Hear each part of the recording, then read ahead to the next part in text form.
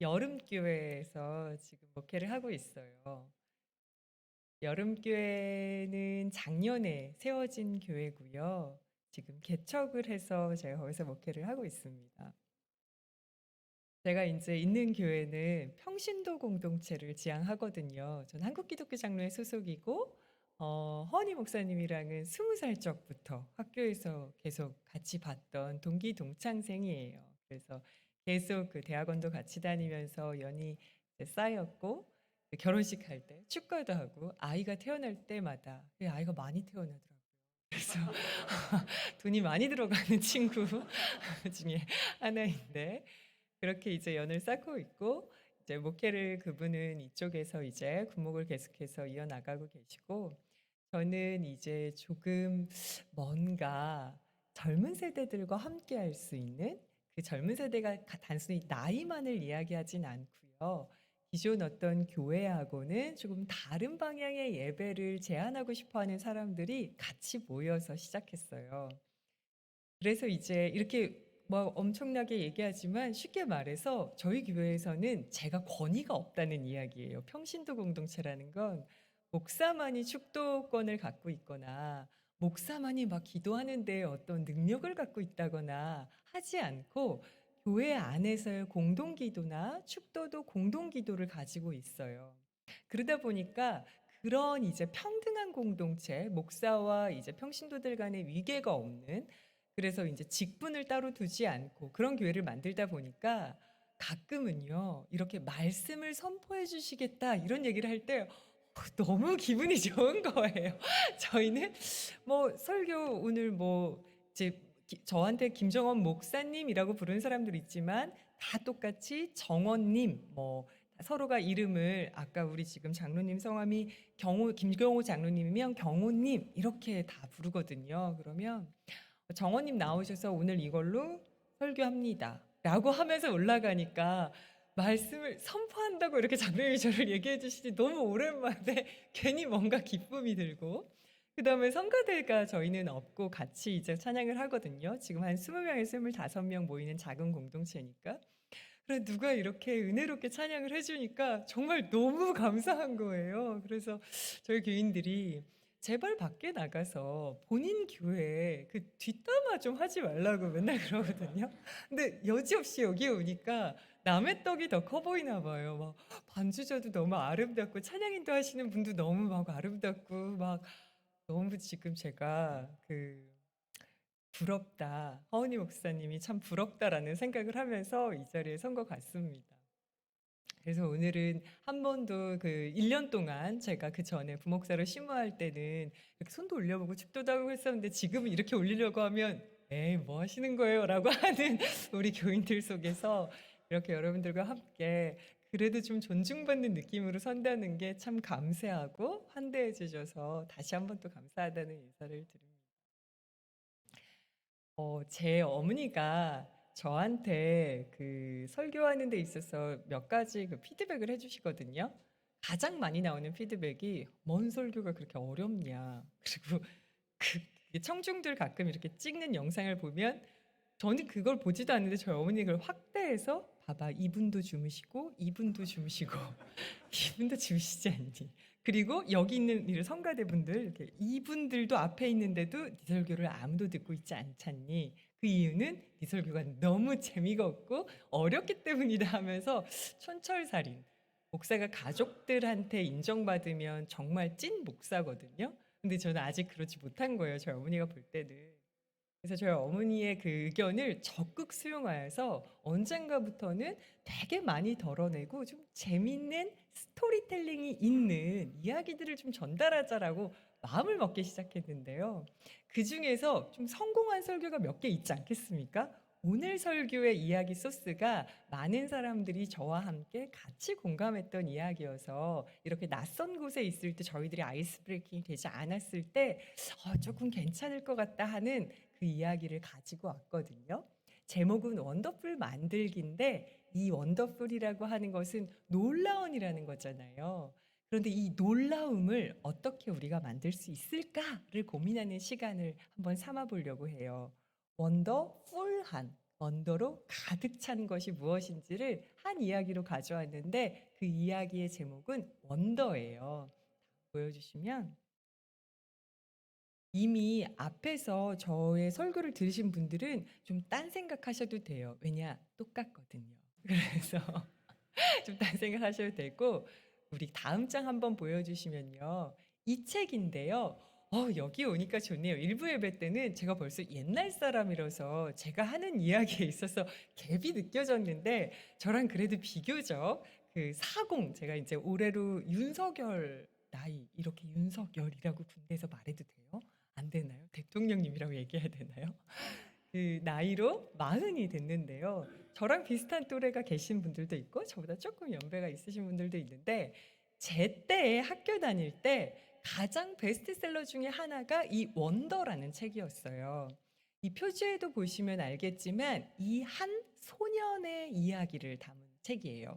이 책이 번역이 되게 많이 돼서 전 세계적으로 베스트셀러가 됐고 책 읽는 게 요즘 좀 어렵다 하시는 분들은 반드시 영화를 보실 것을 특히나 가족들이 같이 볼 거를 추천해 드려요. 혹시 이거 아시는 분 계시나요? 없다면 오히려 다행입니다. 그래서 이 얘기를 시작하기 전에 저 표지를 한번 보시면 저 친구가요. 10살 남자아이예요. 그런데 이 10살 남자아이의 특징이 10살에 있지 않고 사실 안면기형을 가지고 태어난 아이라는 거에 특징이 있어요. 태어나자마자 사실은 죽을 뻔했던 친구예요. 기형이 너무 심해서. 그래서 무려 그 성형수술을 17번이나 받았는데도 불구하고 지금 표지에 보이는 것처럼 아이의 한쪽 눈이 우리가 생각하는 흔히 말하는 일반적인 눈을 갖고 있지 않으니까 저 작가가 지금 그 눈을 그리지 않았고 또 특이한 점이 귀의 크기가 전혀 다르죠. 그래서 조금씩 우리 다르지만 저렇게 확연하게 차이가 나는 건 지금 이 소설에 나오는 이 친구가 어느 정도의 그 안면 기형을 장애를 가지고 있구나. 근데 이 친구의 눈썹이 원더라고 써 있죠. 이 친구가 만들어내는 놀라움은 무엇일까? 라면서 이 표지에서부터 저희한테 물음을 던집니다. 이 억이라는 친구, 여기 지금 이 친구가 어거스틴이거든요. 근데 이 친한 친구들끼리 좀 말줄여 부르잖아요. 걔네 그 나라 문화에서는. 그래서 이 소설에는 억이라고 불러요. 그럼 제가 이제 억이라고 하면 바로 이 친구를 말하는 거예요. 이 친구의 또 다른 점을 얘기하자면 이 친구는 우주, 과학, 공상과학, SF를 되게 좋아해요. 그래서 스타워즈 아시죠? 아까 우리 병사분들은 스타워즈를 잘 모르시는 것 같더라고요. 스타워즈에도 흠뻑 빠져 있어요. 그리고 마인크래프트라고 하는 게임도 굉장히 좋아해요. 그러니까 사실은 보통의 아이들 10살에서 12살 우리나라로 합치면은 그 정도의 아이들과 크게 다르지 않는 삶을 살고 있는 친구예요. 그런데 좀 다른 게 또 뭘까요? 안면 기형을 갖고 있다 보니까 외출을 꺼려해서 공교육, 학교를 가지 않아요. 그리고 홈스쿨링을 하면서 지내고 있는데 이 친구가 만나는 사람은 자기 누나, 엄마, 아빠, 그리고 엄마, 아빠의 친구들이에요. 어른들의 수용적인 태도 속에서 어기가 조금 마음을 내밀지만 또래 친구들과 어울리는 거에 대해서 두려움을 느끼고 있어요. 자, 그러던 어느 날 다음 보여주시면 어기네 부모님이 작정을 한 거예요. 안 되겠다. 우리 어기를 아무래도 학교에 보내야겠다. 특히나 엄마가 그 생각이 아주 강하게 들었는데요. 그래서 어기를 이제 가야 될 학교를 데리고 갑니다. 어긴 너무 가기 싫어가지고 막 엄마 치마를 이렇게 붙잡고 쫄래쫄래 가는 거예요. 그 가고 있을 때 뭘 쓰고 나가냐면요. 어기는 밖에 나갈 때 사실은 저렇게 헬멧을 쓰고 나가요. 그럼 벌써 우주에 떠 있는 것 같은 느낌도 들면서 자기 얼굴도 가려주면서 뭔가 자기가 자기를 가릴 수 있는 어떤 보호막이 된다고 생각해서 밖을 나가는데 그날은 헬멧도 벗고 엄마를 따라서 그 교장선생님을 만나러 갔으니 얼마나 어기가 두려웠겠어요. 근데 그 교장선생님이 되게 멋있어요. 앞으로 나올 때도 이 교장선생님이 저희한테 주는 메시지가 있는데 어기를 만나자마자 무릎을 꿇고 눈높이 이건 기본 아니겠습니까? 그래서 아이한테 말을 거는 거예요. 학교에 오면 되게 재밌을 거예요 하는데 어기가 별로 내키지 않아요. 그런데 미리 어기가 과학을 좋아한다는 얘기를 교장 선생님이 기억을 하고 있어서 "근데 너 모르지? 우리 학교 과학 시간 진짜 재밌다. 그리고 과학 실험이 정말 정말 재밌어."라고 하면서 어기를 이렇게 꼬드겨요. 그래서 어기는 과학 수업을 듣고 싶다는 그 마음 하나에 교장 선생님 말에 수긍을 하고 학교에 가기로 작정을 합니다. 다음. 그런데 학교에 가자마자 예상이 되시죠. 특히나 어린아이들 경우에는 솔직하잖아요. 그래서 밥 먹는 점심시간에 들어가자마자의 저 아이들의 띠꺼운 표정입니다. 지금 여기에 보이는 게 잘 보이시는지 모르겠지만 아이들이 지금 밥을 먹다가 어기가 들어오자마자 다 조용해지는 거 있잖아요. 모두 다 어기를 쳐다보고 가는 곳마다 주목을 받게 돼요. 그래서 혼자 어기는 귀퉁이에 앉아서 밥을 먹어요. 그러면 밥을 그냥 먹고 있는 친구한테 와서 "에, 너 너무 괴물 같아!"라고 소리를 지르거나 놀리거나 아니면 차가운 시선을 보내는 것이 계속됐어요. 그렇게 겨우겨우 점심시간을 버티고 이제 체육 시간이 됐는데요. 다음 보여주시면 선생님이 보지 않을 때 아이들이 그 지금 빨간 바지를 입고 있는 게 어기거든요.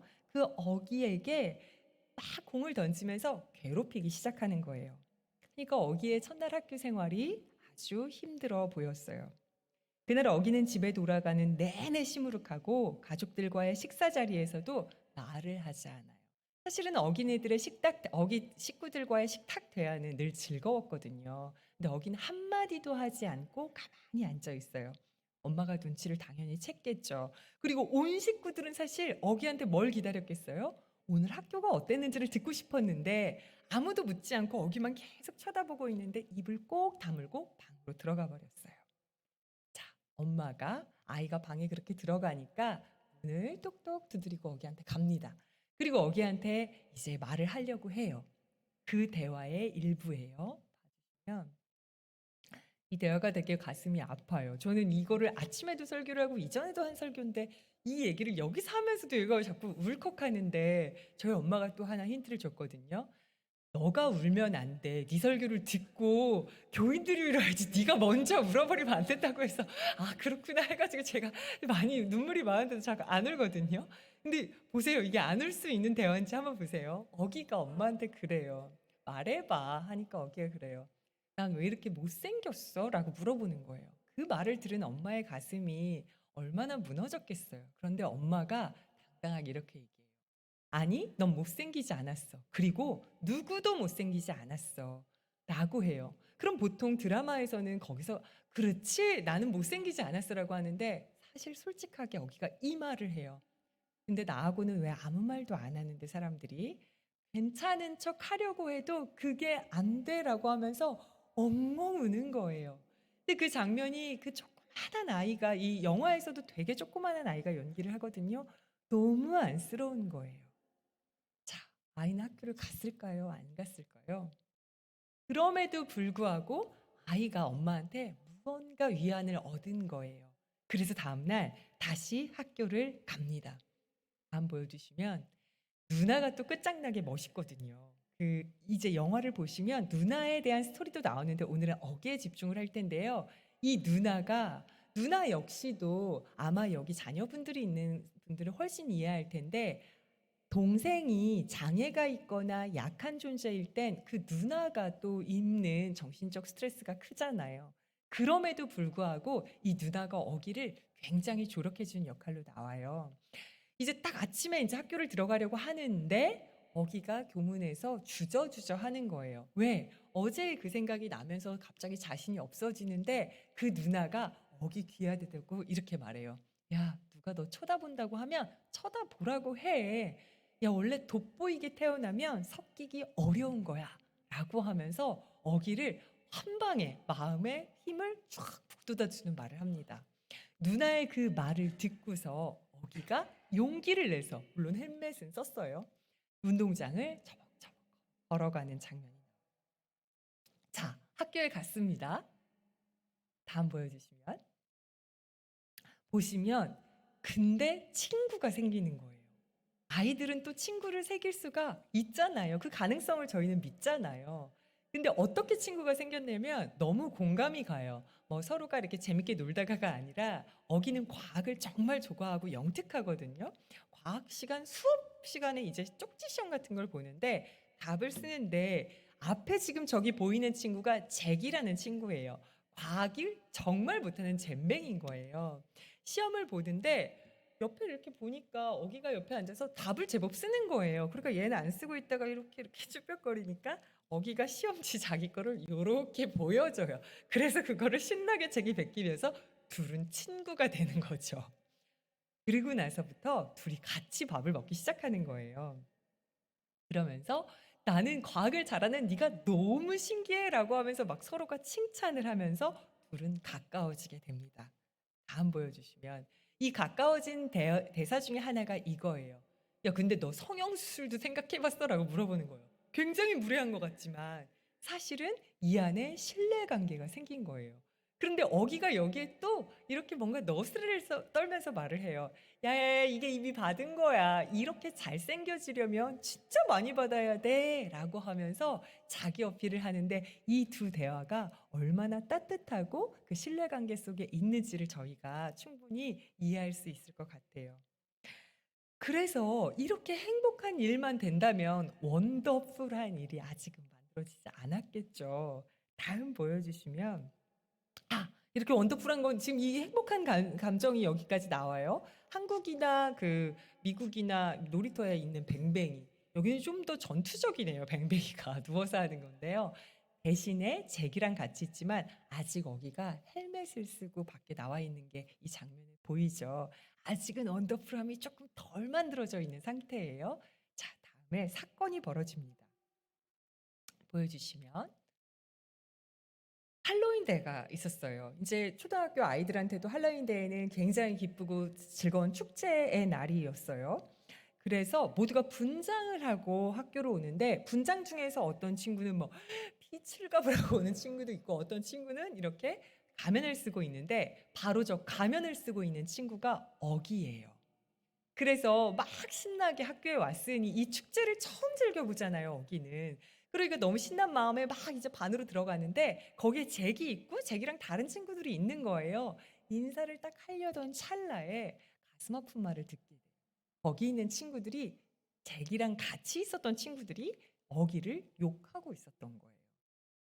뭐라고 욕하고 있었냐면 "야, 너는 왜 걔랑 계속 노는 거야? 난 네가 어기처럼 생긴 그 걔 어떻게 난 그렇게 태어났으면 토할 것 같아. 난 죽었을 거야." 막 이런 대화를 하면서 "근데 너는 왜 계속 걔랑 놀아?" 라고 물어봤어요.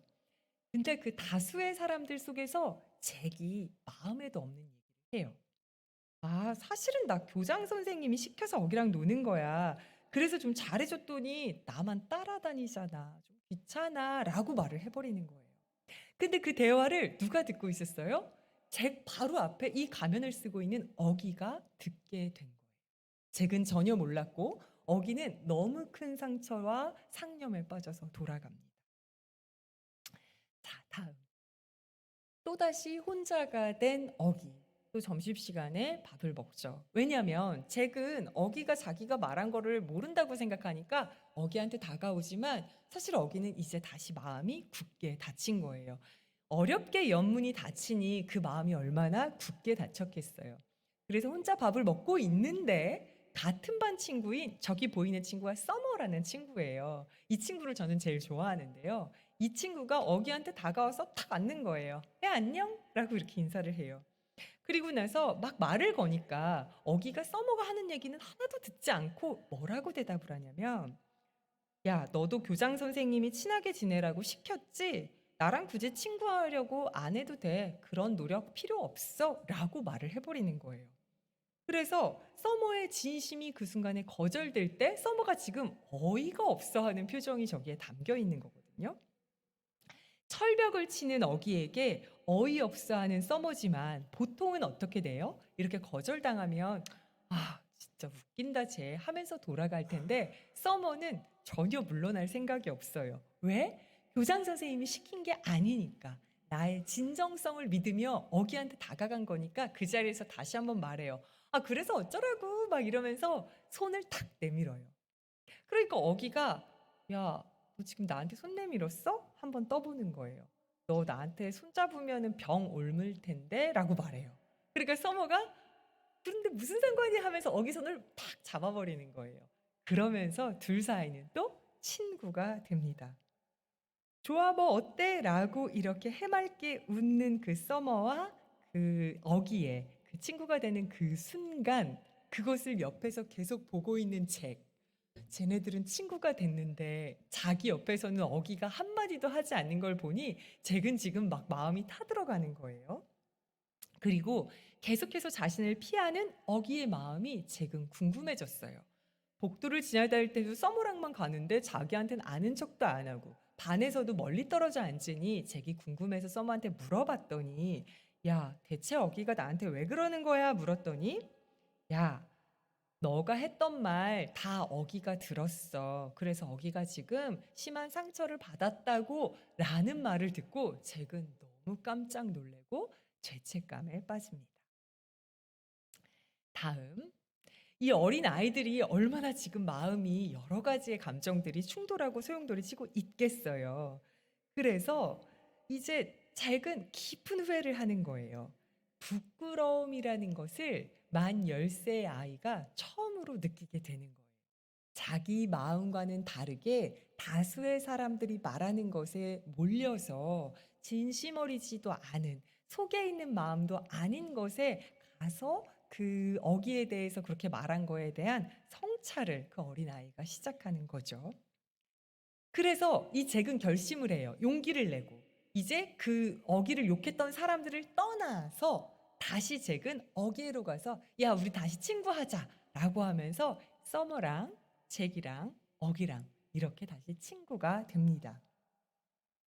그런데 줄리안이라는 친구가 있어요. 그 줄리안이라는 친구가 지금 검정색 옷을 입고 바닥에 드러누워 있는 저 친구예요. 잭한테 맞기 일보 직전인 저 장면이거든요.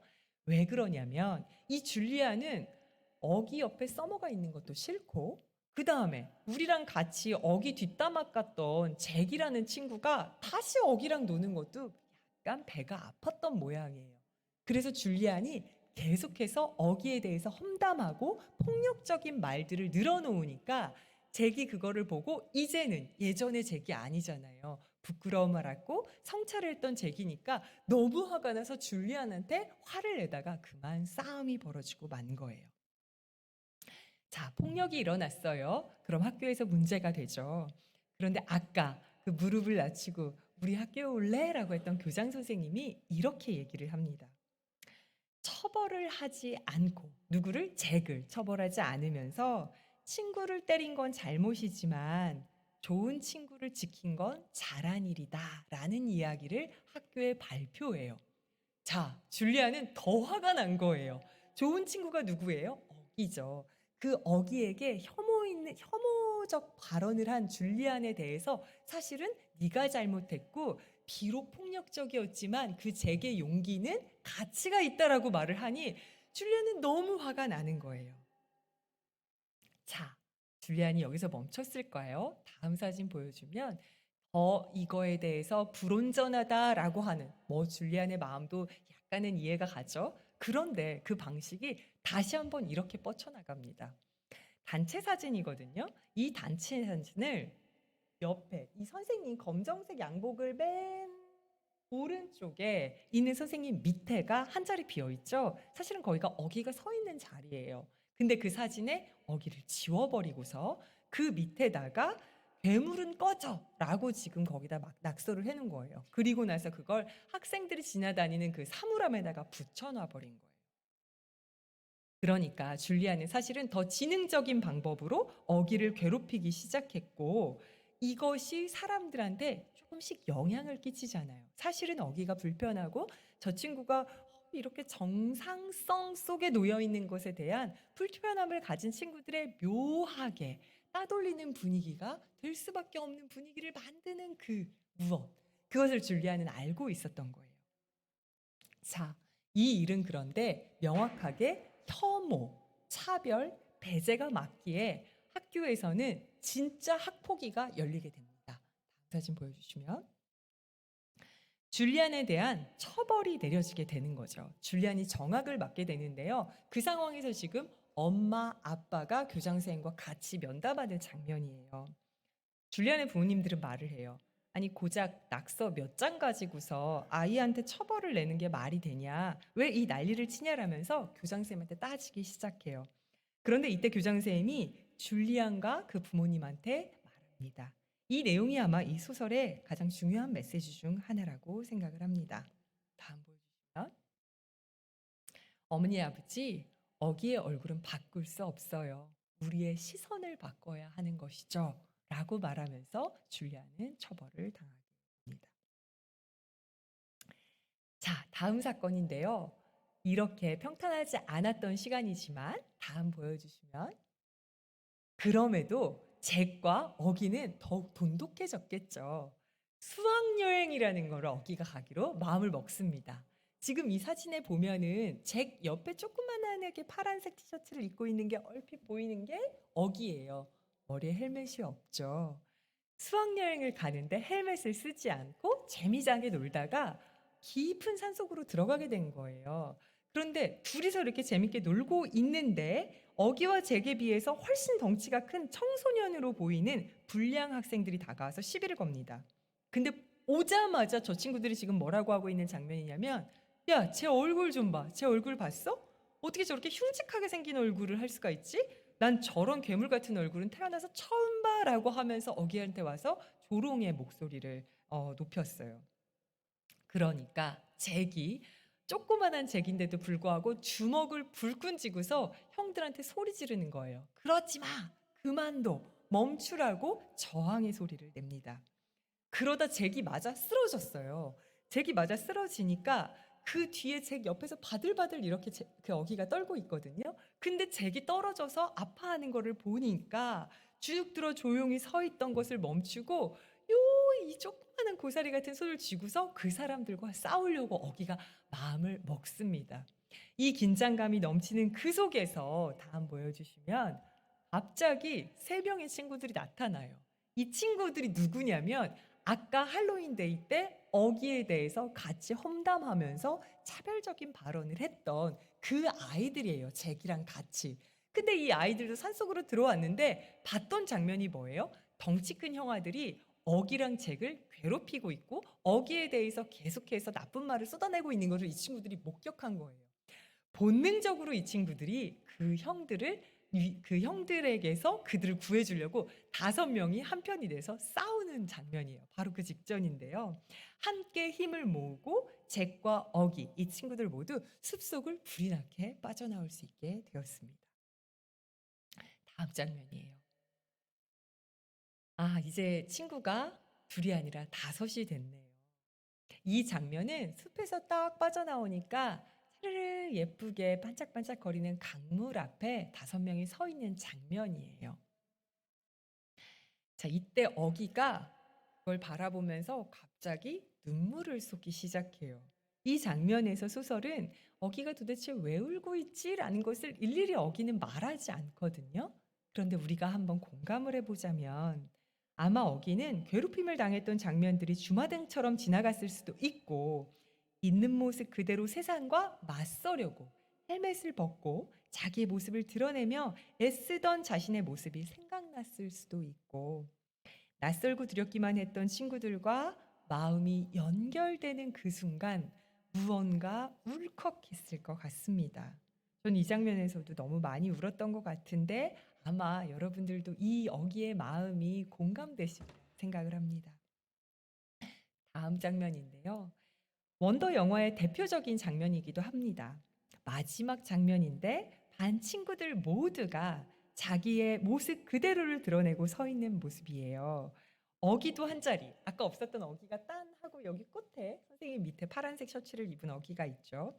잭도 한 자리, 서머도 한 자리, 각자의 모습 그대로 환하게 웃으며 자신의 자리를 지키고 있습니다. 그러면서도 함께 다 같이 웃으면서 서 있는 이 사진이 원더의 마지막 사진이에요. 자, 그렇다면 다시 성경으로 돌아가기 전에 제가 징검다리가 될 것 같은 하나의 이야기를 더 가지고 왔는데요. 철학자 조르조 아감벤이라고 하는 사람의 이야기를 가지고 왔어요. 그 에지프낫이라고 하는 것을 조르주 아간벤이라는 사람이 발견을 했어요. 왜 제가 아간벤을 가져왔냐면요. 이 아간벤은 지금 우리 시대에 있어서 가장 유명한 철학자 중에 한 명이에요. 그런데 이 아간벤이라는 사람이 사실은 기독교인이 전혀 아니고 무신론자거든요. 근데 요즘 철학자들 사이에서 무신론자인 철학자들, 좌파 철학자들이 무엇을 조명하냐면 바울의 편지, 바울 서신서의 성서의 말씀을 주목하기 시작했어요. 근데 그 말씀 속에 뭐가 있다고 이 사람이 발견을 했냐면 오늘 여러분들이 읽었던 그 말씀에 마치 뭐뭐가 아닌 것처럼이라고 하는 것이 바울한테 있는데 그게 그 메시지가 하나님의 말씀과 닿아있다라고 하는 것을 아간벤이 얘기해요. 물론 하나님을 믿지 않지만 아간벤은 그 안에서의 뭔가 개혁과 새 하늘과 새 땅과 새 소망이 있다라고 하지만 그것을 우리의 언어로 바꾸면 우리는 하나님 나라의 큰 뜻과 소망과 믿음이 그 안에 있구나라는 것을 우리 언어로 캐치해낼 수가 있는데 바로 그게 마치 뭐뭐가 아닌 것처럼 영어 성경에는 as if not으로 나와요. 그럼 도대체 그 얘기가 뭘까 하면서 한번 본문을 볼까요? 여러분들이 읽었었던 본문은 아마 개역개정이실 거예요. 개역개정에서 조금 더 편하게 읽을 수 있는 제가 새번역 성경으로 다시 한번 가져왔거든요. 보세요. 보면 아내가 있는 사람은 제가 굵게 칠한 부분을 보면 아내가 있는 사람은 없는 사람처럼 하고 이게 무슨 말이에요? 마치 뭐뭐가 아닌 것처럼 이거예요. 그리고 또 우는 사람은 울지 않는 사람처럼 마치 뭐뭐가 아닌 것처럼 기쁘지 않은 사람처럼 하고 가지고 있지 않은 사람처럼 하고 도대체 이 얘기가 무슨 말이야? 라고 했는데 바울은 사실 이 메시지 중에서 무엇을 말하고 싶었냐면 지금까지 이 세상의 질서와 구조로 인해 얻었던 것들에서 그것에 꼭 맞춰 살아가는 것이 아닌 그 질서가 아닌 것처럼 그 법이 아닌 것처럼 그 편견이 아닌 것처럼 그 차별이 아닌 것처럼 그 하루를 살아가야 된다라고 바울은 강조하면서 세상이 규정하는 존재로 살아가는 것이 아닌 세상이 속박하고 규정하는 존재가 아닌 것처럼 살아가야 함을 힘주어 밝히고 있다라는 것이 아간벤의 메시지이자 바울이 얘기하고자 하는 것이라 생각을 합니다. 좀 혁명적이고 비현실적일 수도 있는 것 같지만 오늘 앞에서 나누었던 어기의 삶에 적용해 보면 이것은 좀 우리의 삶에 쉽게 다가올 수 있을 거라 생각합니다. 왜냐하면 어기의 일상이 그랬거든요. 사람들이 괴물이라고 놀리지만 괴물이 아닌 것처럼 내가 안면장애가 있지만 안면장애가 있지 않은 것처럼 내가 사람들한테 놀림을 받을지라도 놀림받지 않은 것처럼 세상의 편견과 질서와 속박과 규약들이 있지만 그런 것들을 내가 받고 있지 않은 사람처럼 살아가는 것. 헬멧을 벗고 교육을 받고 친구를 만나고 수학여행을 가고 이렇게 살아가는 것이 바울이 지금 저 메시지를 던지고 있는 것과 연결된다고 저는 생각합니다.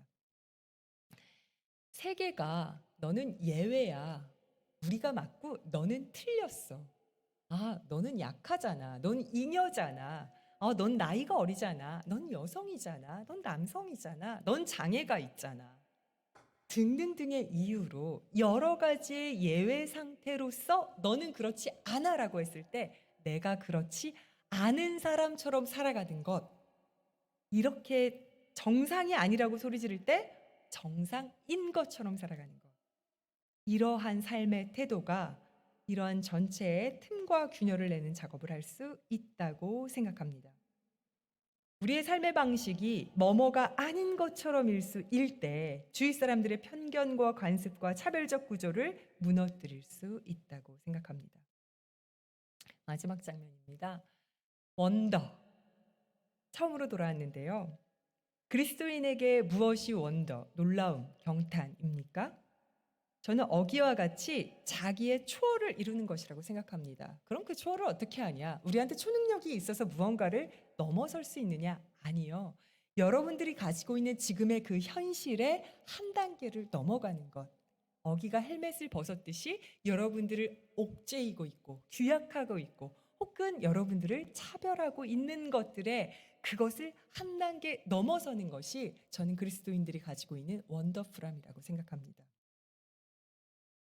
내가 뭐뭐가 아닌 것처럼 어딘가에 예속되었지만 예속되지 않은 것처럼 매일을 살아가는 용기와 깡다구가 여러분들에게 있습니까? 우리 그리스도인들은 이 용기와 깡다구를 믿음이라고 말합니다. 결국 우리의 믿음이 원더이고 감탄이고 경탄이고 놀라움인 것입니다. 믿는 자에게 능치 못함이 없다라는 말씀을 입으로만 되뇌이십니까? 저도 그럴 때가 많은데요. 그런데 내가 오늘 뭐뭐가 아닌 것처럼 하루를 살아가는 것, 내가 누군가한테 가슴 아픈 사람이었지만 가슴 아픔을 당하지 않은 사람처럼 자유하고 해방감을 느끼면서 하루하루를 살려고 노력하는 그 믿음, 저는 그 속에 능치 못함이 없다고 생각하는 고백이 들어있다고 생각합니다.